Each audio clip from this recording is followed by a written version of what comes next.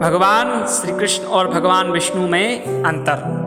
भगवान कृष्ण और भगवान विष्णु के मध्य अंतर को सरल भाषा में इस उदाहरण द्वारा समझाया जा सकता है। कोई उच्च पद पर आसीन व्यक्ति यदि अपने कार्यालय में जाता है तो उसे सभी आदर सत्कारपूर्ण व्यवहार करते हैं, और जब वही व्यक्ति घर जाता है तो उसके निकटतम परिवारजन उसके साथ साधारण व्यक्ति जैसा व्यवहार करते हैं।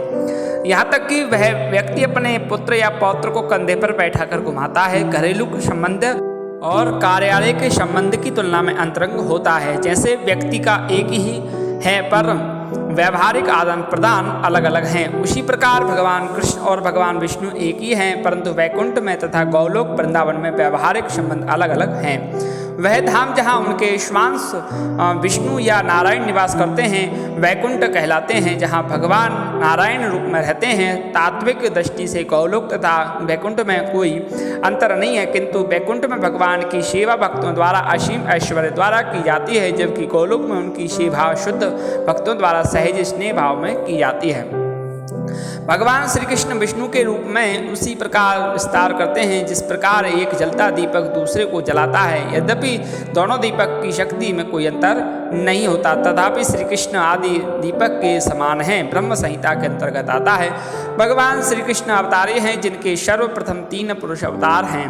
पहले अवतार कर्णोदक साई विष्णु महाविष्णु, जिनके उदर में समस्त ब्रह्मांड तथा प्रत्येक श्वास चक्र के साथ ब्रह्मांड प्रकट तथा वनिष्ठ होते रहते हैं। दूसरे अवतार है गर्भोदक साई विष्णु, जो प्रत्येक ब्रह्मांड में प्रविष्ट करके उसमें जीवन प्रदान करते हैं तथा जिनके नाभि कमल से ब्रह्मा जी का उत्पन्न हुआ।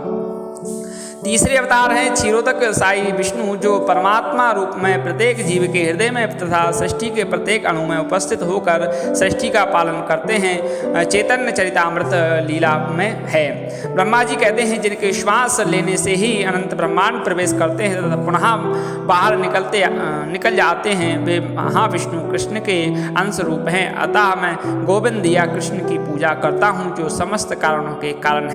ब्रह्म संहिता के अंतर्गत भगवान कृष्ण अपने श्वास नारायण या विष्णु से श्रेष्ठ हैं, क्योंकि उनमें 4 विशेष दिव्य गुण हैं। चैतन्य चरितामृत मध्य लीला, लीला माधुर्य उनकी अद्भुत लीलाएं।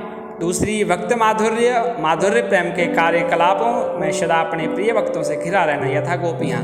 तीसरा रूप माधुर्य जिनका अद्भुत सौंदर्य। चौथा वेणु माधुर्य जिनकी बांसुरी की अद्भुत ध्वनि। भगवान कृष्ण लक्ष्मी जी के मन को भी आकृष्ट करते हैं। लक्ष्मी जी ने रासलीला में सम्मिलित होने के लिए कठिन तपस्या की, लेकिन शामिल नहीं हो पाई, क्योंकि गोपियों के भाव शरीर में ही रासलीला में प्रवेश किया जा सकता था।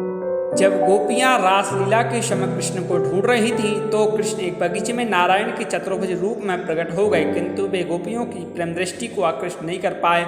इससे कृष्ण की सर्वोत्कृष्टता सिद्ध होती है। चैतन्य चरितामृत मध्य लीला के अंतर्गत आता है। प्रेम से बोलिए राधे कृष्ण।